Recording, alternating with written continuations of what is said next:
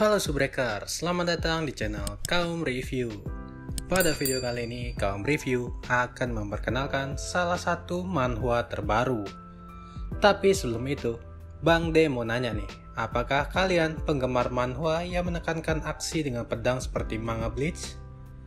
Jika iya, kalian pasti akan sangat menyukai manhwa yang berjudul Swordmaster Yongsan ini. Yang dimana manhwa ini akan kita bahas sampai selesai pastinya.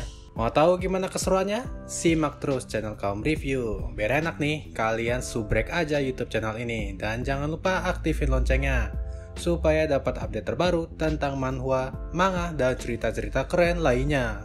Oke deh, sekarang saatnya untuk persiapkan kopi kalian dan bakar rokok kalian. Mari kita mulai. Cerita ini memiliki latar awal cerita tentang sebuah klan pendekar pedang yang mengendalikan hampir setengah dunia. Nama klan tersebut adalah Rukensel. Orang-orang di klan ini terkenal terlahir dengan tubuh yang kuat dan bakat yang luar biasa. Dengan hal ini, mereka pun bisa mengendalikan dunia. Dunia yang menghalalkan perang, penjajahan, dan mengambil hak orang lain. Mereka, yaitu klan Rukensel, menguasai hal-hal tersebut. Di klan inilah sang karakter utama kita dilahirkan, yaitu putra bungsu dari klan ini yang bernama Jin Rukendel. Pada saat ritual pemilihan pedang yang akan menentukan masa depan dari seorang Rukendel, dengan hebatnya, sang karakter utama yaitu Jin memilih sebuah pedang yang legendaris, yang membuat Jin percaya bahwa di masa depan hanya akan ada kesuksesan dan kejayaan yang akan datang padanya. Namun, kenyataan yang sebenarnya sungguh sangat pahit. Saat sudah beranjak remaja, Jin dihadapkan kenyataan bahwa Jin tak punya sama sekali bakat dalam berpedang ini. Cukup aneh sih bagi seorang Rukendel tapi nggak punya bakat menggunakan pedang. Jin pun dicap sebagai aib keluarga Rukendel karena memalukan nama klan dengan memiliki kemampuan di bawah rata-rata keturunan dari Rukendel. Dia pun mendapat julukan Rukendel paling lemah sepanjang masa. Setiap hari Jin terus-menerus berlatih dengan pedang kayu dengan harapan suatu hari kemampuan pedangnya akan meningkat. Walaupun saat latihan Jin selalu diejek oleh saudara-saudaranya yaitu kakaknya karena Jin yang sangat lemah. Bahkan tidak hanya dengan kata-kata Jin pun seringkali dipukuli oleh kakaknya. Siksaan demi siksaan terus mereka lakukan. Kata-kata kasar pun, pukulan, semua jenis pembulian diberikan kepada Jin. Kasian banget ya MC kita yang satu ini. Walaupun harus terus disiksa oleh kakaknya hampir setiap waktu, sadar bahwa dirinya memiliki bakat yang payah, yang berada jauh di bawah rata-rata palak klan Rukendel. Namun, Jin tetap berusaha dengan keras. Dia berharap bahwa suatu hari dengan kerja kerasnya dia bisa menjadi seorang Rukendel yang bisa dibanggakan. Ya, naif sekali ya pikirannya si Jin ini. Akhirnya, waktu itu tiba, Jin pun diusir dari klan Rukendel. Dia juga dianggap sebagai bukan Rukendel lagi. Tapi karena kerja kerasnya, yang setidaknya Jin tidak dibunuh. Ya, tepat di umur 23 tahun, Jin sudah bukan Rukendel lagi. Ia diusir dan menjadi gelandangan tanpa tahu arah dan tujuan. Di perjalanannya yang entah arah dan tujuan itulah dia bertemu dengan masternya atau biasa disebut dengan gurunya. Dan saat itu juga Jin menyadari bahwa ia memiliki bakat yang dilarang oleh klannya, yaitu bakat menggunakan sihir. Lalu, pada 3 tahun kemudian, Jin yang dewasa terlihat sedang mengasah skill sihirnya. Tapi sesaat dia mencoba sihir yang dia pelajari, Jin tiba-tiba diselimuti sebuah kabut hitam yang pekat. Dan dia pun tenggelam di dalam kegelapan tersebut. Di dalam kegelapan tersebut, Jin mendengar suara. Dia pun bertanya, siapa itu? Suara itu pun langsung menjawab bahwa ia adalah Solderet, sang Master of All Shadow. Solderet yang merupakan God of Shadow menawarkan sebuah kontrak kepada Jin. Kalau Jin menyetujui-nya, bukan hanya bisa menggunakan spiritual power, tapi Jin juga bisa menonaktifkan semua kutukan yang dia terima.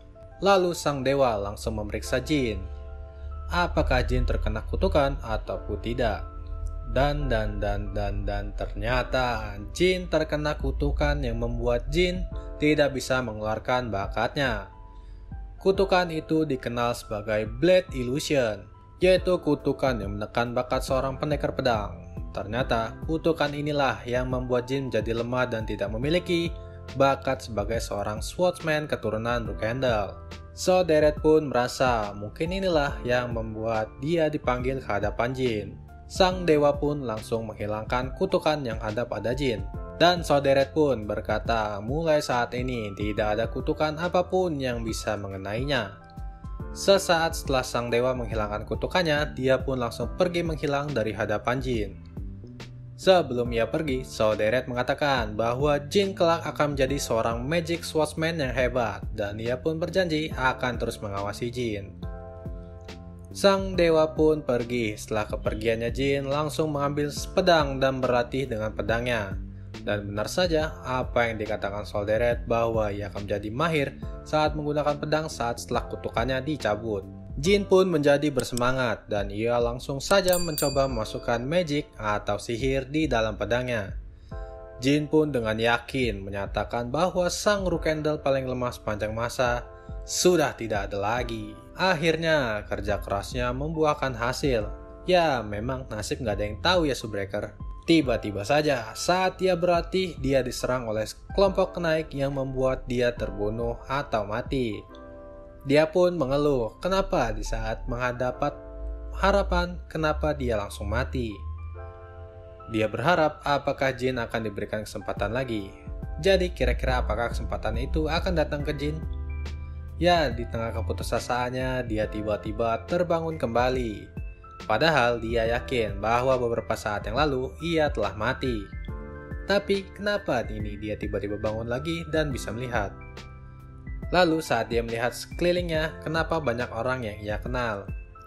Dan ternyata ia berada di momen saat ritual pemilihan saat dia kecil. Jin pun sadar bahwa ia telah kembali ke masa lalu.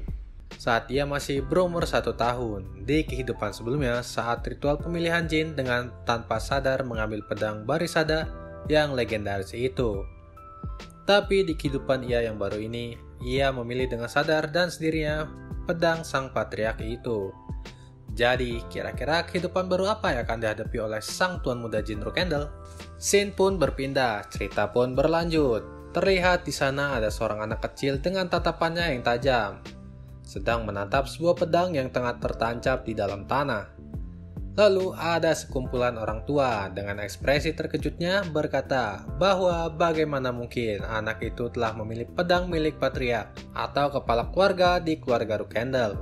Sang patriark pun terlihat dan berkata bahwa karena tuan muda telah memilih pedang baru, sadar ia harus dipindahkan ke Storm Castle.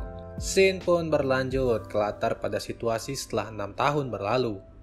Berlatar tempat di Storm Castle, ada seseorang dengan tangannya yang sedang akan menggapai buku yang berada di lemari bagian atas dan ia pun tak bisa mencapainya.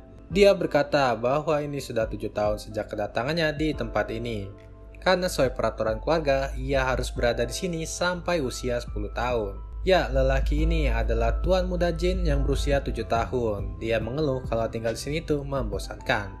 MC kita yang satu ini agak aneh ya Subbreaker. Jadi orang kaya tinggal di rumah besar dengan semua fasilitas ada, dia bilang bosan. Kalau menurut Mimin sih, bosan itu ketika lu di rumah seharian gak bisa apa-apa, uang gak punya, kuota habis, teman pada jauh. Nah itu baru membosankan. Setuju gak? Di tengah keluhannya, tiba-tiba terdengar teriakan sang pelayan karena dia menemukan burung mati ada di dalam kamar tuan muda Jin. Jin pun sadar dan tahu kalau orang yang pasti melakukan hal-hal untuk mengerjakannya ini sudah pasti kedua kakak kembarnya, yaitu Daytona Rookendel dan Haitona Rookendel. Kedua bocah geblek ini itu kakak langsung di atas Jin. Kalau Jin keturunan ke-13, dua bocah gelbek ini adalah turunan ke-12. Dengan santainya, kakak Jin menanyakan bagaimana tangkapan Jin dengan hadiah yang ia beri.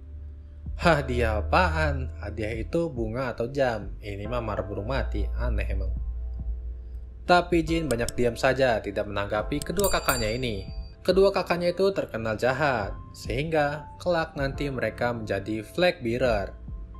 Kelihatan nih, baru 9 tahun aja dua bocah ini tega membunuh burung tak bersalah cuman untuk menjahilin Jin doang. Daytona dan Haitona masih terus meledek untuk menjahil Jin. Tapi lagi-lagi, Jin hanya diam dan tidak menanggapi kedua kakaknya tersebut. Karena tidak ditanggapi juga oleh Jin, Haitona pun kesal dan langsung ingin menghajar Jin. Tapi saat pukulannya itu hampir mendarat ke arah Jin, Jin langsung bereaksi dan menangkap tinju yang diarahkan padanya. Haitona pun kaget, dan dengan badannya, Jin pun berkata bahwa kalian bajingan terlalu berisik. Setelah menahan pukulan Haitona, Jin langsung membalas kakaknya tersebut dengan melancarkan pukulan uppercut yang telak mengenai kakaknya. Haitona kaget dan merasa tidak terima dengan apa yang dilakukan Jin.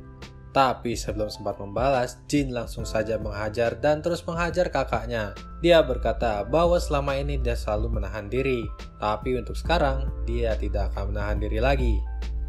Lalu dia terus menghajar kakaknya. Setelah puas menghajar kakaknya, dia pun berkata kalau mulai sekarang lebih baik kedua kakaknya itu nggak muncul lagi di hadapannya. Haha, mampuslah lo berdua bocah geblek. Sesaat Haitona dan Daytona terkapar, muncullah seorang penjaga kerajaan bernama Khan. Bertanya pada Jin apa yang telah terjadi di kamarnya, dan heran banget melihat Haitona dan Daytona pingsan terkapar. Jin berbohong pada Khan bahwa kedua kakaknya itu pingsan karena keduanya berkelahi. Tapi Khan tidak mudah percaya begitu saja. Dia yakin bahwa ini semua adalah perbuatan Jin sang Rookendel termuda.